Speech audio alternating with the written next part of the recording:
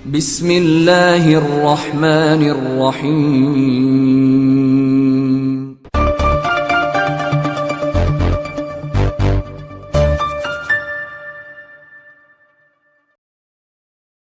Assalamualaikum warahmatullahi wabarakatuh. Bismillahirrahmanirrahim. Tabarakalladzi nazzalal furqana ala 'abdihi liyakuna lil 'alamin nadhira. Allahumma shalli wa sallim ala sayyidina Maulana Muhammad wa ala alihi wa sahbihi asma'in. Nama ba'du. Semua pengurus PBNU yang saya hormati, semua habaib, semua ulama yang saya hormati, wabil khusus Kiai Haji Abdul Manan, Ketua Lembaga Dakwah PBNU, yang meskipun mondoknya hanya 3 bulan ini sebetulnya problem, sehingga saya kesini ini sebetulnya tidak pernah merasa ibadah. Ini bukan dakwah, ini show dakwah. Jadi yang namanya dakwah itu ya orang-orang di kampung nggak bisa ngaji diajarin ngaji, seperti saya di Jogja, di Rembang. Kalau ini show dakwah, dan ini ada agak kesalahan karena mondoknya hanya 3 bulan. Jadi tidak bisa bedakan mana dakwah, mana show dakwah. Ini jelas show itu. Mungkin yang benar-benar dakwah yang sekarang sedang bikin masjid di pedalaman Kalimantan, pedalaman Sulawesi, atau saudara-saudara kita yang di Korea, saya kemarin di Korea, itu dakwah betul. Kalau ini agak-agak tontonan. Ya tapi masih bagus lah, melihat wajahnya Habib, ulama itu ibadah. Tapi begini ya, yang jelas saya berharap sekali, saya diundang sekali ini saja, jangan diulang. Karena mencintai ulama itu baik, tapi ngatur ulama itu dosa. Ini jadi ini harus dicatat. Jadi Imam Malik itu kalau diundang tuh marah, meskipun yang undang tuh seorang raja zaman itu, Harun ar-Rasyid.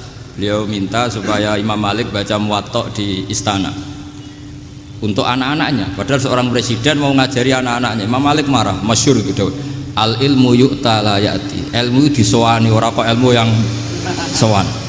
Di mana-mana timba itu ke sumur apa sumur yang ketimba? Timba ke sumur. Ini agak kecelakaan. Pakai air pump. air pump katanya. Sudah banyak air. Sehingga saya kata orang banyak itu di SK-kan PBNU, tapi itu tidak pernah saya pikir. Karena saya melakukan kebaikan itu sebelum dapat SK. Saya ngajar sebelum dapat SK, saya dakwah di mana-mana sebelum dapat apa? SK. SK saya langsung minallahi ta'ala, dari Allah Ta'ala. Jadi kalau PBNU niatnya ikrar bahwa orang yang sudah manfaat diangkat, itu saya terima. Tapi kalau merasa ngangkat saya, tak lawan di pengadilan. Karena saya sudah jadi kiai sebelum diangkat PBNU. Ya ini saksikan ya para muhibin saya. Jadi kalau SK itu ikrar, ngakui kalau Gus Bak manfaat, saya terima. Kan hanya ikrar saja, Pak. Tapi kalau merasa ngangkat dari bawah ke atas, itu tak lawan sampai apa? Pengadilan, sampai di akhirat. Tersangkanya ya yang sedang jabat sekarang. Tapi saya yakin enggak, Kiai Miftahul Ahyar itu orang alim, karena alumni Sidogiri dan menantunya Syekh Duki. Di antara gurunya itu pernah mbah mertua saya, karena istri saya orang Sidogiri. Beliau juga besanan sama keluarga Lasem, saya ini Durriyah Lasem.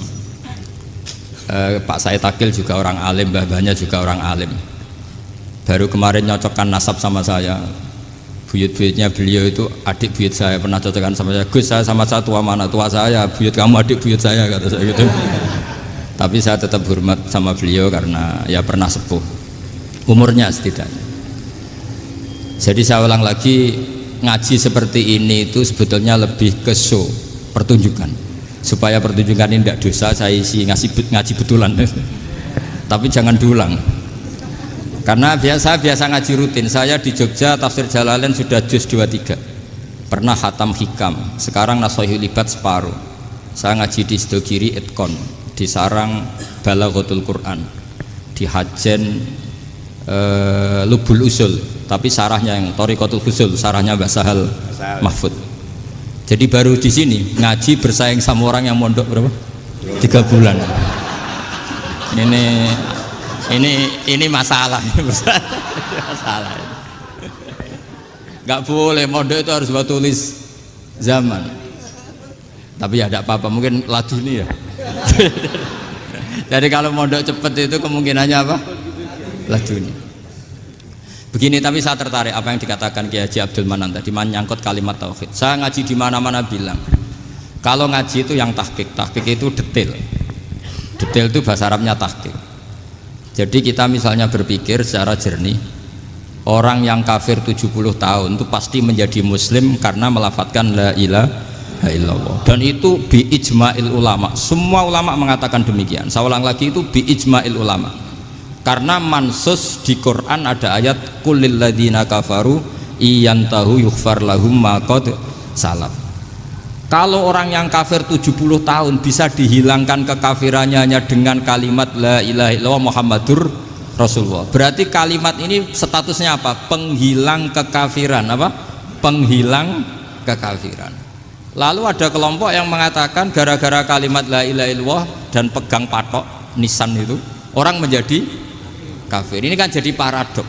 Lafat yang kita statuskan sebagai penghilang kekafiran dengan lafat yang sama orang menjadi kafir. Itu nggak ketemu nalar. Mbok nalar paling apapun tetap nggak ketemu. Kecuali tadi ya dalilnya pokoknya ngotot tadi. Itu memang kacau itu. Tapi alhamdulillah mereka insya Allah ya sadar. Kamu jangan bayangkan mereka tidak sadar terus, berarti kamu doanya jelek. Bisa saja mereka sudah ingin sadar, berhubung digojlok ini terus nggak jadi sadar. Jadi jangan-jangan salah kita karena sering gojlok sehingga yang mau sadar jadi tidak apa? Nggak sadar. Saya tadi jam 10 sampai setengah 2 masih ngajar di pondok saya ngajar tafsir, masih di Rembang sana saya. Terus saya ke Semarang, Delalah Muyassar. Ya mungkin agak-agak keramat, jadi tetap jam 3:4 saya bisa ketemu Habib Umar Hafid.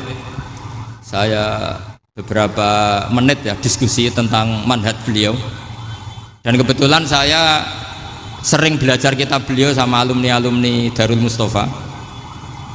Meskipun saya tidak pernah ke sana, tapi saya tahu betul mazhab beliau karena al arwah junudun apa?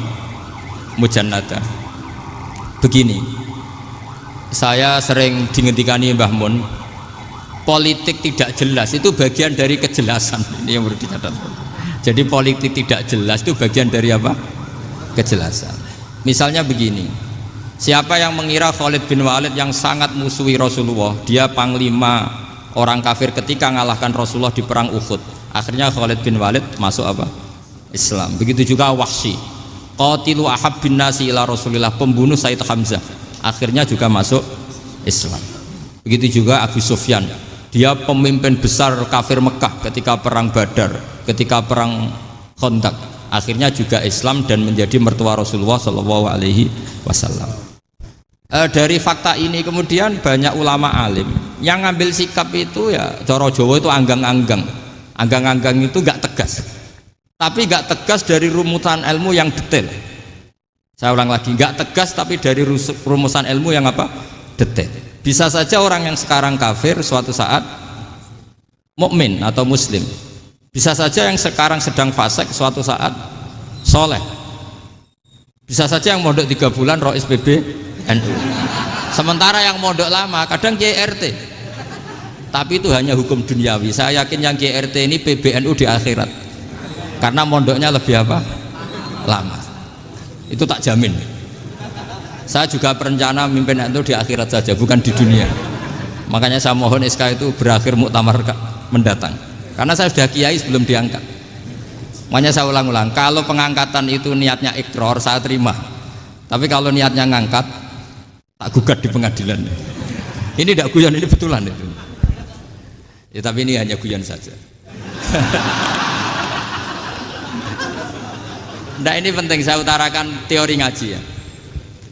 Ini saya bacakan naskah asli Sayyid Umar Hafid supaya Anda dapat barokah beliau. Karena beliau selain alim allamah, muridnya Habib Salim, juga beliau pernah ngaji kutub Sayyid Abdul Qadir Segaf di Jeddah. Juga beliau sering istifadah di beberapa kiai. Ini saya baca teks Arabnya, kemudian saya terjemah. Bagi yang tidak setuju pemaknanya bisa gugat, karena saya baca Arabnya. Yang nggak setuju pemaknanya bisa gugat. Tapi tak jamin kalah, karena saya paham betul teksnya maknanya seperti itu.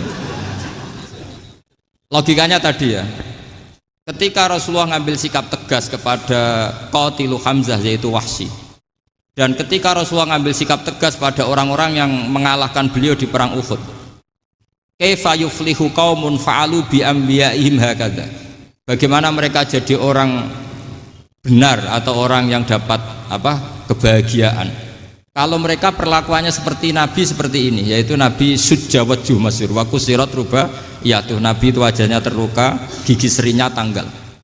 Orang-orang seperti ini tuh nggak akan bejo kalau orang Jawa, nggak akan falah. Tapi apa yang terjadi? Allah menurunkan ayat laisa laka minal amri syai'un aw yatuba 'alaihim aw yu'adzibahum. Muhammad itu bukan wilayah kamu ngecap orang, menstigmasi orang itu tidak wilayah kamu. Saya bisa saja mengampuni mereka atau menyiksa saya itu atau menyiksa mereka itu wilayah saya, kata Allah.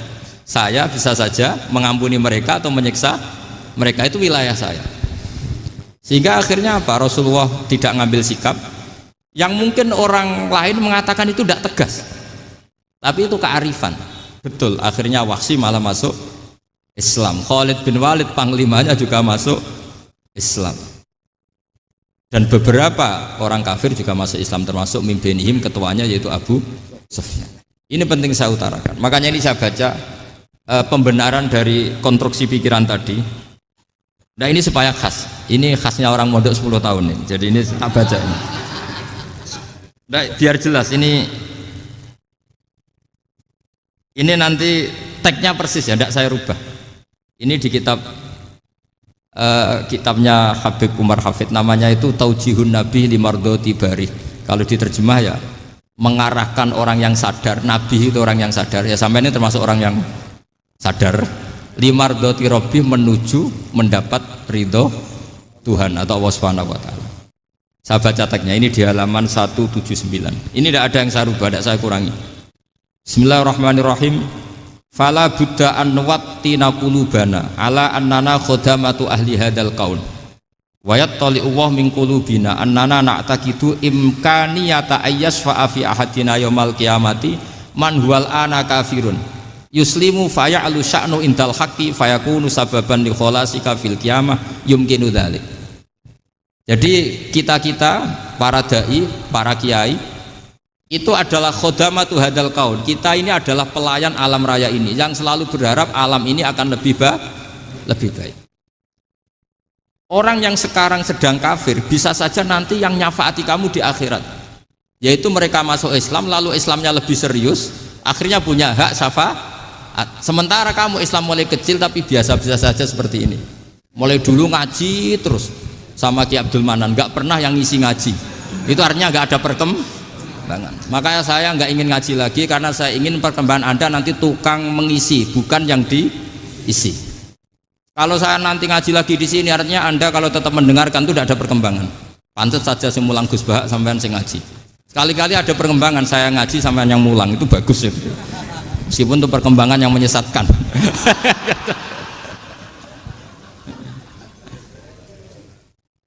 Ini penting saya utarakan. Ini dawuhnya Said Umar ya.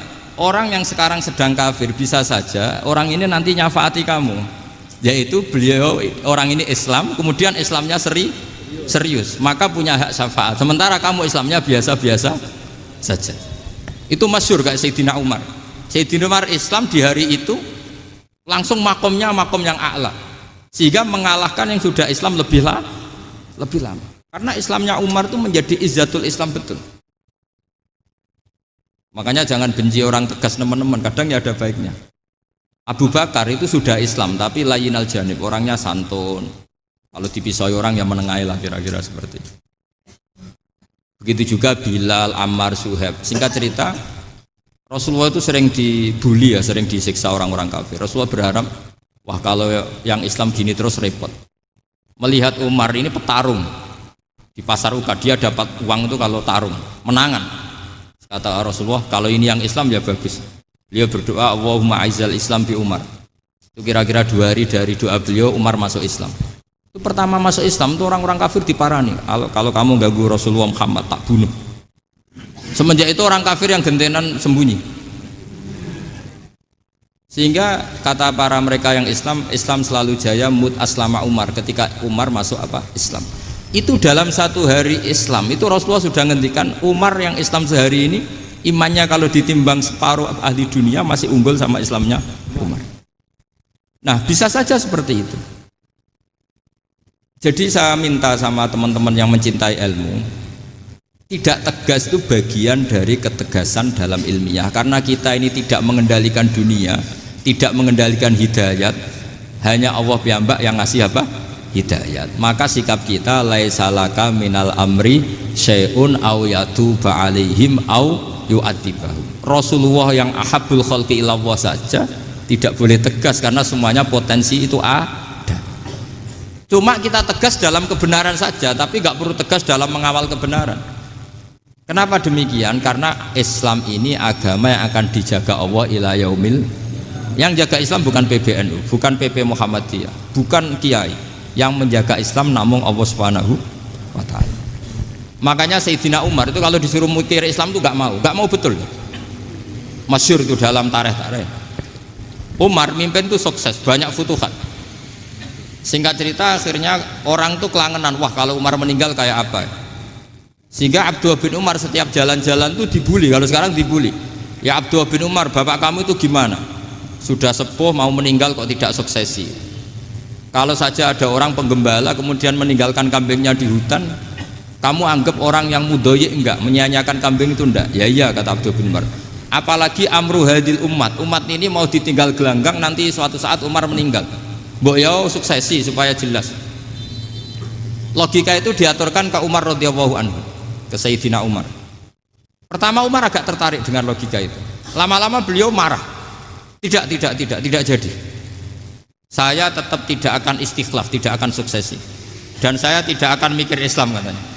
Islam akan diurus oleh Allah Subhanahu. Terus beliau ngendikan, Islam ini jalan ketika ditinggal Abu Bakar.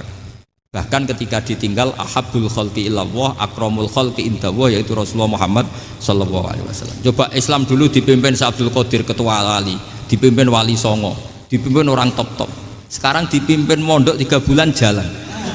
Karena Islam yang ngatur Allah Subhanahu wa taala. Jadi ini penting.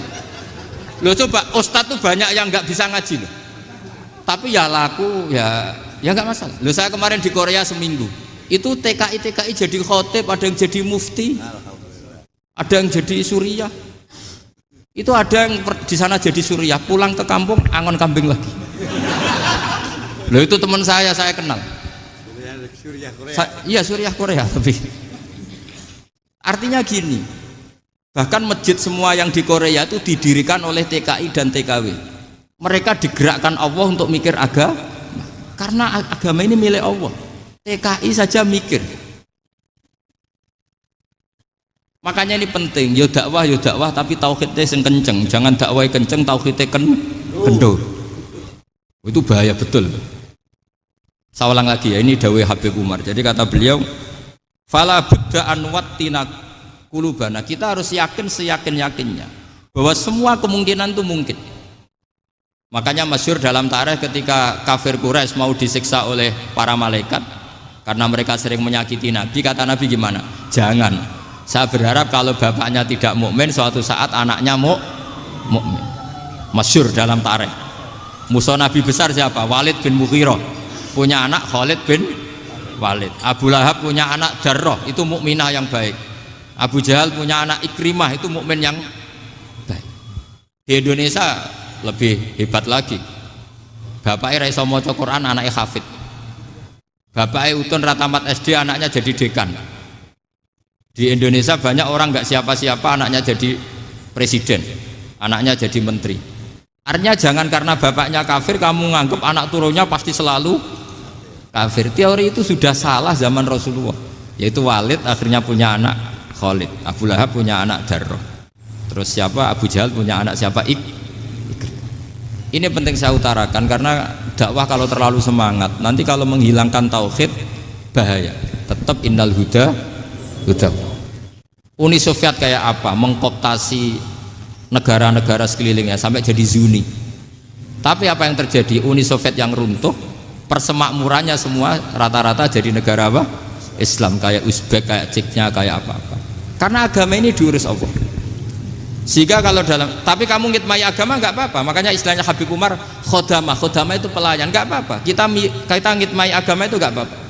Dengan ngitmai terus mikir nggak apa-apa. Tapi jangan mikir yang merasa kalau kita mati, wah nanti agama ini kukut karena saya mati. Kamu itu siapa? Agama Islam ini tidak pernah dipasrahkan kamu. Diurus oleh Allah Subhanahu wa Ta'ala sendiri.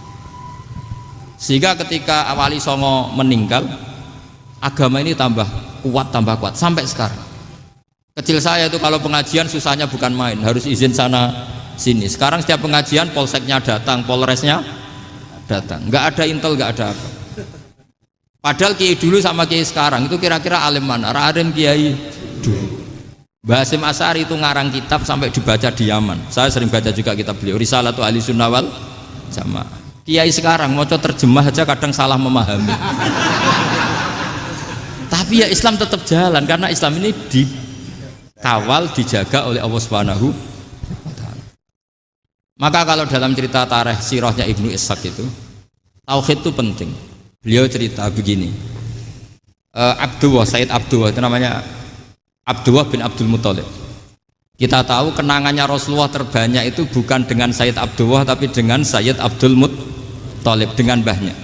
Karena Nabi itu mulai kecil dirawat oleh siapa? Mbahnya.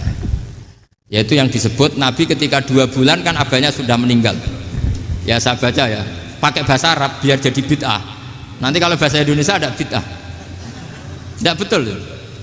Diba atau berjanji sebenarnya itu kitab sejarah, berhubung dibaca bahasa Arab terus kayak mantra. Terus yang belakang mau nyenggai soleh aleh, sehingga kubu sebelah bilang itu khurafat dan bid'ah.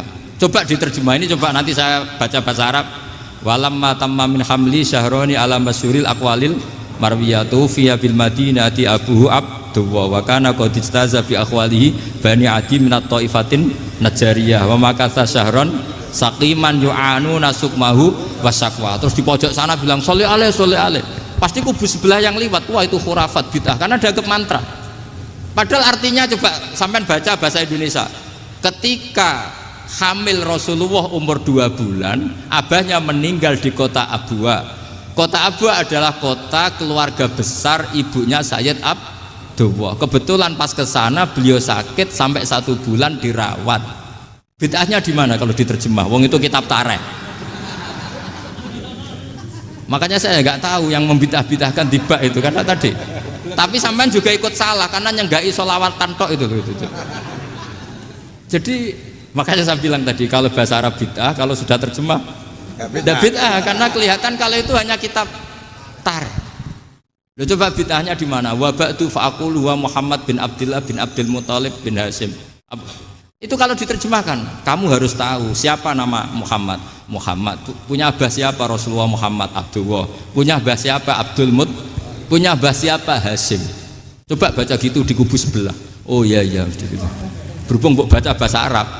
Wa ba'du fa'aqulu wa Muhammad bin Abdullah bin Abdul Muthalib bin Jadi itu hanya salah baca saja. Maksudnya salah yang ngukumi, bukan salah yang baca, salah yang apa? Ngukumi. Sayyid Abdullah ini orang yang tauhidnya sangat kuat. Sayyid Abdul Muthalib lebih kuat lagi. Saya cerita sedikit betapa pentingnya tauhid. Ketika pasukan Abraha bawa pasukan gajah mau menyerang apa? Ka'bah. Itu sebelum menyerang itu semua aset-aset milik orang kafir Quraisy, milik orang Quraisy lah. Itu ditawan, diambil. Termasuk milik Sayyid Abdul Muthalib, milik Abdul Muthalib. Terus ketika mau masuk Ka'bah, mau masuk Mekah, kata Abraha, man sayyidu hadal wadi, siapa yang kamu tuakan, yang kamu pertuan di sini? Oh, Abdul Muthalib. Abdul Muthalib itu dipanggil, itu auranya luar biasa. Abraha yang di tempat perkemahannya itu harus duduk di atas karena dia raja, itu duduk di atas gak berani, saking wibawanya Abdul Muthalib, ini mbahnya Rasulullah. Akhirnya Abraha bilang gini, saya duduk di bawah tidak mungkin karena saya raja, kamu duduk jejer saya tidak mungkin karena nanti umat saya kecewa karena raja kok disaingin gitu. Ya sudah, sambil berdiri-diri kita ngomong. Akhirnya Sayyid Abdul Muthalib tadi diomongin gini, saya itu tidak ingin merusak orang-orang Mekah, orang-orang Quraisy. Saya hanya kecewa punya tempat ibadah dikencingi, diberakin sehingga saya mau merubuhkan Ka'bah. Tapi dengan damai, nggak ada perang. Apa jawabnya Abdul Muthalib? Lucu. Nggak apa-apa, Ka'bah kamu robohkan silakan, nggak apa-apa. Yang penting unta saya yang kamu sita kembalikan. Harta saya yang 100 unta kamu sita kamu kembalikan. Itu Abraha kagetnya bukan main. Kaget karena kamu itu pemimpin apa? Tadi saya hormat kamu karena kamu tak anggap orang hebat. Hadhil Ka'bah dinu abaika, ini Ka'bah itu agama kamu. Pas saya hancurkan kok kamu tenang-tenang saja. Padahal pas mau saya hancurkan kamu tenang-tenang saja, malah tanya unta kamu itu gimana? Apa jawabnya Abdul Muthalib? Inna lihadal baiti robban hamahu, sebab Ka'bah itu ada yang punya dan pasti akan melindungi Ka'bah. Tapi kalau unta itu milik saya, ini urusan saya, ini unta. Jadi inna lihadal baiti robban hamahu itu tidak milik saya, itu ada yang punya. Ya sudah, biar yang punya aja yang jaga, itu tidak urusan saya. Akhirnya unta dikembalikan, aman deh, untung double. Terus akhirnya dia ke Ka'bah, fa'akhudha bi halaqatil bab, karena dulu apa itu halaqatil bab, karena dulu itu yang dipakai apa itu pegangan itu bentuknya apa, bulat, makanya diistilahkan halaqah apa, bulat. Kalau sekarang halaqah ilmiah itu seminar. Halaqah itu buruhi lain lagi. Ya. Pegang terus bilang gini, kata Abdul Muthalib, ya Allah, Ka'bah ini mau dihancurkan oleh Abraha, Ka'bah ini milik kamu. Saya mau ke gunung, mau melihat apa yang kau lakukan terhadap orang yang mau merusak Ka'bah. Terus Abdul Muthalib bilang ke umatnya, wa ya qaumi, ayo kita ke gunung melihat ma fa'ala rabbuna, apa yang akan dilakukan Tuhan kita terhadap orang yang mau menghancurkan Ka'bah. Jadi santai saja, santai. Terus Abdul Muthalib naik gunung sama orang-orang Quraisy. Abraha datang mau merusak Ka'bah, terus terjadi alam taro kaifa fa'ala rabbuka bi ashabil fil. Itu melihat, dan betul Ka'bah dijaga Allah. Islam juga gitu. Ketika Islam dikooptasi Uni Soviet, semua ulama, semua wali perasaannya hanya nunggu kehancuran Uni Soviet, karena pasti agama ini dijaga Allah. Saya setiap sholat, setiap munajat, ketika baca Rabbana lakal hamdu bil samawati wa mil'ul ardi. Dulu saya iskal itu janggal. Ya Allah, engkau zat yang layak dipuji, yang pujian itu memenuhi langit dan bumi. Pikiran saya kalau bumi ateis itu mujinya kayak apa? Tapi Masya Allah, ketika saya datang di Korea, bumi ateis, ternyata di sana banyak masjid, banyak tasbih, bahkan ada sakduna di sana. Karena Allah sudah ngendikan lakal hamdu mil'us samawati wa mil'ul ardi. Dan sekarang nyata, semua bumi ateis, bumi apa saja, ada tasbihnya, ada tahmidnya. Makanya sadaqallahul adzim ketika ngendikan sanurihim ayatina fil afaq walladzi arsala rasulahu bil huda dinil haqqi liyuzhirahu 'alad dini kulli. Makanya saya mohon sekali bahwa agama ini harus kamu khidmah. Tapi enggak boleh kamu pikir. Atau dibaliklah, khidmah maka memikir. Tapi tidak usah GR bahwa agama ini diserahkan sampean. Saya juga agak ridho. Agama kok diurus orang-orang kayak gini, kayak apa nasibnya? Jadi ini penting, karena rata-rata kiai alim itu tidak jelas. Terus oleh orang-orang yang nggak pernah ngaji itu, wah ini nggak jelas, nggak tegas. Islam itu harus tegas. Maksudnya tegas itu kayak apa? Tegas itu di wilayah kita. Kalau istri kamu mau diperkosa orang itu boleh tegas, itu wilayah kamu. Tapi kalau hidayat itu wilayahnya Allah Subhanahu wa Ta'ala, kita tidak pernah tahu. Bahkan yang sudah Islam saja, nyuwun sewu, itu nggak ada jaminan mati husnul. Kita tahu dalam sejarah Sa'labah itu dapat gelar hamamatul masjid, merpatinya masjid. Tapi kita tahu akhirnya Sa'labah itu apa? Su'ul khotimah. Sampai dalam Islam selalu diajarkan ya muqallibal qulub tsabbit qalbi ala din. Jadi kalau kita sendiri saja masih ingin selalu husnul khotimah, agak ada ruang untuk mudah menvonis orang lain. Makanya saya salut sekali ketika Habib Umar menulis kita semua ini mengkhidmai hadal kaun, dan selalu berharap bisa saja suatu saat orang yang sedang kafir bisa saja suatu saat muslim. Nah soal kalau yang sama yang harbi menyerang kita ya tarung. Kalau Artinya kalau yang merangi kita ya kita wajib perang, kalau enggak ya habis kita. Seperti kita lakukan ketika diserang Belanda. Tapi ketika mereka musta'man, dhimmi, mu'ahad, orang-orang kafir yang mau berdamai dengan kita ya kita damai. Sebagaimana yang dilakukan Rasulullah SAW ketika berdamai dengan kafir Quraisy yang dipimpin Suhail bin Amr. Masyhur itu dalam tarikh. Singkat cerita kan Sayyidina Ali ini pernah konflik sama orang Khawarij. Kata Sayyidina Ali, ya sudah lah, namanya kita musuhan, kita tidak usah ketemu, pakai mediator, kata Sayyidina Ali. Kata orang Khawarij, ini apa-apaan kok butuh mediator, nggak ada Qur'annya, ada hadisnya. Kira-kira kalau Pak Sayyidina Ali orang Jawa, nggak ada apa tidak tahu. Walhasil Sayyidina Ali akhirnya baca ayat, wa in khiftum shiqaqa bainihima fab'atsu hakaman min ahli wa hakaman min ahliya. Jika suami istri tengah konflik, maka yang keluarga suami kirim mediator, yang keluarga perempuan juga kirim. Terus kata Sayyidina Ali, wa amru ummati Muhammad a'dhamu min amri rajulin wa imra'atin.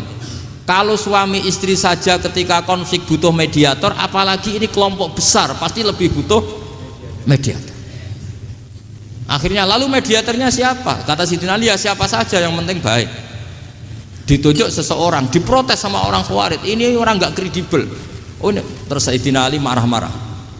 Rasulullah itu pernah berdamai dengan orang, bahkan orang itu kafir, yaitu Sulhul Hudaybiyah. Nabi itu berdamai dengan orang yang bernama Suhail bin Amr, ketika itu kafir. Makanya ini menunjukkan bahwa musolahah ma'al kufar itu boleh demi kelangsungan bernegara, berbangsa.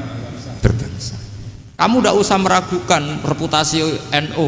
Ketika dulu kafirnya kafir harbi zaman Belanda, ya Mbah Hasim fatwa apa? Jihad. Jadi jangan kira tidak tegas, kita tegas sekali. Justru kita yang punya masa lalu tegas. Tapi kepada siapa dan dalam konteks apa? Paham ya? Terus ini penting sekali untuk dijernihkan. Ini saya baca berikutnya nanti. Tidak supaya tahqiq, saya syukur sekali, saya tadi sekaligus minta ijazah sama Habib Umar, dan memang saya ngaji ini lama sama teman-teman alumni Yaman, cuma belum pernah ketemu mu'alifnya. Tadi saya ketemu minta ijazah itu dan beliau senang sekali, bahkan sempat bikin tulisan di kitab saya ini. Sama tidak perlu baca, karena kalau bisa ya biasa, kalau tidak bisa malu ya sudah, tidak usah baca sudah. Terus ini kata beliau, ini masih saya teruskan. Nahnu min hadhil intilaqah naktasibu thabatana wa quwwata yaqinina. Wa illa fa fil ardi mu'aridun wa muntaqidun wa mukhalifun min akhyarin wa asyrarin, sholihin wa fasikin, muslimin wa kuffar. Kalau kamu punya satu metode ilmiah, metode dakwah, kamu harus siap karena pasti ada yang menentang. Yang menentang itu ya mulai orang soleh, tidak soleh, orang macam-macam. Jadi kalau sudah punya manhaj, memang dari awal harus siap apa? Ditentang. Jadi misalnya PBNU punya kebijakan apa, ya sudah siap saja dibully. Itu pasti itu, karena nggak ada manusia semua suka, semua benci. Kata beliau, anta in kunta fi syakkin min hadzal maslak wal manhaj fattabi man syi'ta wasaha angka ghaniyah wa in kunta ala yaqinin annahu al huda wa mirasun nubuwah wa annahu haqiqatu tarjamatil ahdi ma'rab fala tata'atsar min kalami ahadin yakunu mangkana. Jadi intinya kita mengawal Islam secara rahmatanil alamin itu justru kita berharap menjadi simpatik dan menjadikan mereka menjadi Islam. Jangan ketika simpatik dianggap gak tegas. Saya masih ingat betul dawuh Mbah Mun, hak sekseni, kata beliau, saya masih ingat kalimatnya, sekseni akurat tegas itu berdasar ayat laisalaka minal amri syai'un aw yatuba alaihim aw yu'adzibahum, karena potensi sosial itu bisa rubah. Orang yang sekarang kawan kamu bisa saja suatu saat jadi musuh, yang sekarang musuh kamu bisa saja suatu saat jadi kawan. Terus kamu ngambil sikap tegas dalam sesuatu yang nggak stabil seperti ini, lalu tegas itu kan nggak pada tempatnya. Makanya yang seperti ini kata Allah pakai asa itu menawa-menawa. Asa wahu ayyaj'ala bainakum wa bainal ladzina ataitum minhum mawaddah. Bisa saja orang yang sekarang musuhan dengan kamu suatu saat dijadikan mawaddah. Kamu udah mawaddah itu saling mengasihi. Kamu udah usah tanya, wallahu qadir kata Allah, karena Allah mampu. Jadi dalam hukum-hukum sosial Allah seringnya bilang apa? Asa.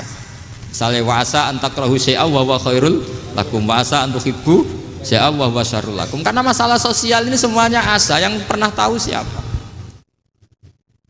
Bisa saja sekarang saya Rois Suriah, nanti SK-nya nggak turun lagi, tapi saya tidak apa-apa. Bisa saja nanti santri 10 tahun dipimpin 3 bulan, nggak apa-apa. Bolak-balik nggak apa-apa. Saya tidak akan kecewa, karena masya Allahu kana wa malam yasa lam yakun. Assalamualaikum warahmatullahi wabarakatuh.